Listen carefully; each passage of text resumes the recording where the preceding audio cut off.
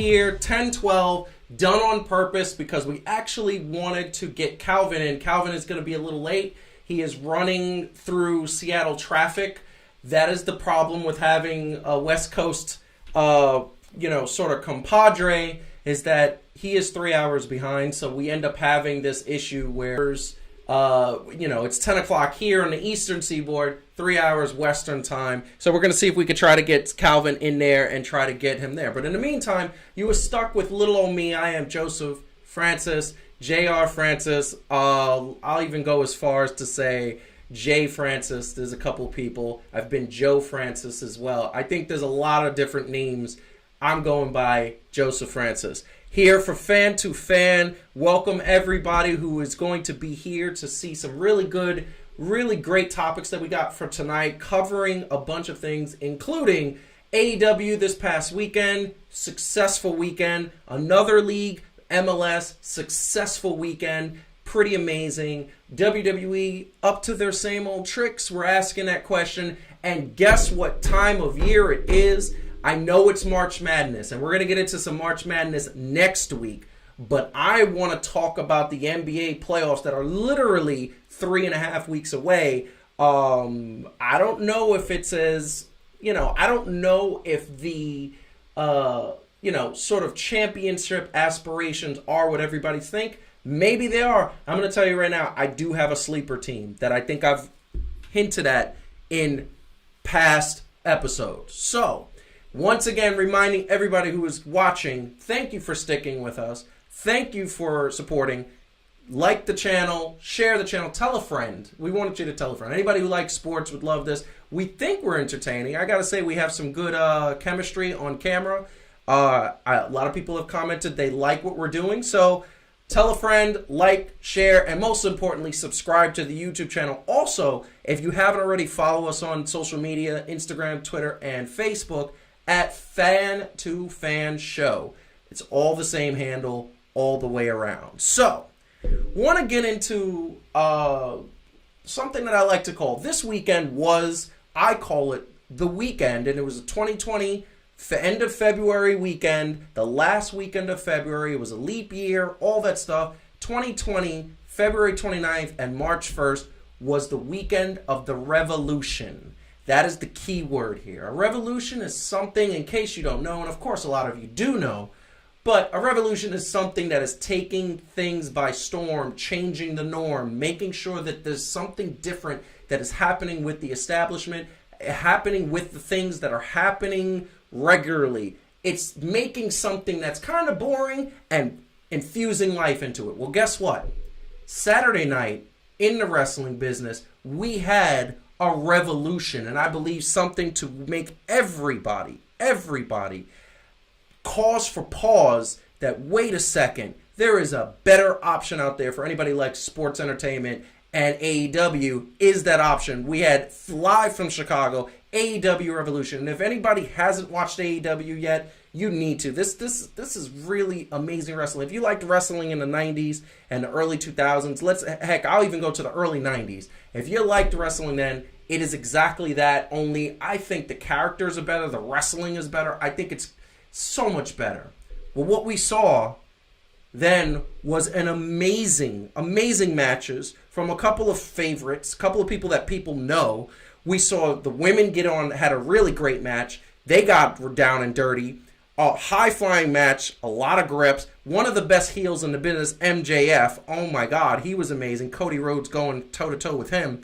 Blood. There was so much blood at this pay-per-view. If you like that, oh my God, it was really good. Young Bucks, one of the best tag teams, going up against Kenny Omega, going up against Adam Hangman Page. They came out victorious. This was one of the best moments of wrestling I've seen in a long time. Didn't end well. It was pretty entertaining. And then we had Jon Moxley and Mr. Le Champion, no longer Chris Jericho, going up against each other in, once again, a bloody, brutal match with Jon Moxley coming out on top. And this is the thing that makes me cause for pause, is that when you talk about the wrestling business and when you talk about entertaining the fans and talk about the people who are watching this product. There's hundreds and thousands of people. And by the way, we want to get to that place as well.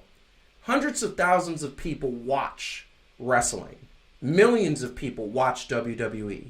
And what you see time and time again is that people take it for granted. People say, oh, I've seen this already. I've seen this already. It hasn't been anything that hasn't been done. Well, as a creative person myself, I believe that if you want to make something relevant and keep something exciting, you got to keep evolving it. I think Chris Jericho is the perfect example of this. Chris Jericho is one of those wrestlers that has been around since 94, I believe, if I'm not mistaken. And sooner than that, because he was training, he was young training to be that. And he has reinvented himself time and time and time again, to the point where people who don't watch wrestling know who Chris Jericho is. Well, guess what? AEW is about a year old, and guess what? It's showing that it's going to keep reinventing itself. It's going to keep putting entertaining matches. It's growing every single week. And what you're seeing is it's growing to the point where you look at it and say, oh, wow, how is this possible? How is this unbelievable thing? Well, guess what? If you don't like wrestling, give it a chance. Because the revolution happened. WWE was put on notice. This was one of the best pay-per-views I've ever seen. And it's available very easy. I believe YouTube has a bunch of channels showing it where you can watch the whole thing or certain matches. And it's what they did in these matches, especially the Adam Hangman Page, Kenny Omega versus the Young Bucks. The things that they did in that match, oh my God, one of the best matches I think I've ever seen in my life. And I've been watching wrestling since the 80s. So at the end of the day, Revolution happened. And the Revolution was there. And the Revolution was happening in a wrestling business that has gone stale. But I think that life just got injected into this.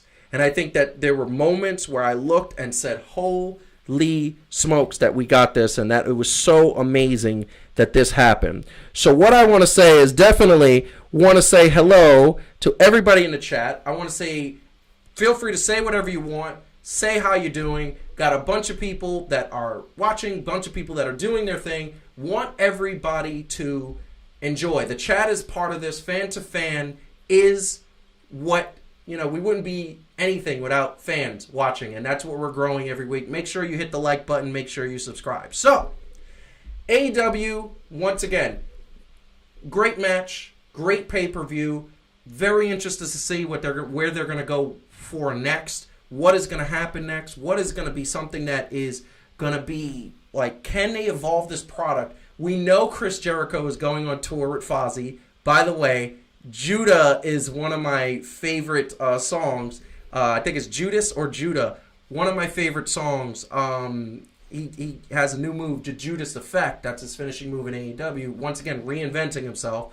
And what's amazing is that he's going on tour, but he signed a 3-year contract, so he's going to be back. Jon Moxley is now the champion. He's going to be the champion going forward, obviously. And there's the big question I saw, one of the questions I saw so much was, who's he going to fight next? Well, if anybody who's in the chat watches AEW, feel free to give us what you think and a suggestion. But what I've heard is we're talking Kenny Omega, who obviously is worldwide, traveled the globe. He's world known, #1 wrestler, 3 years running.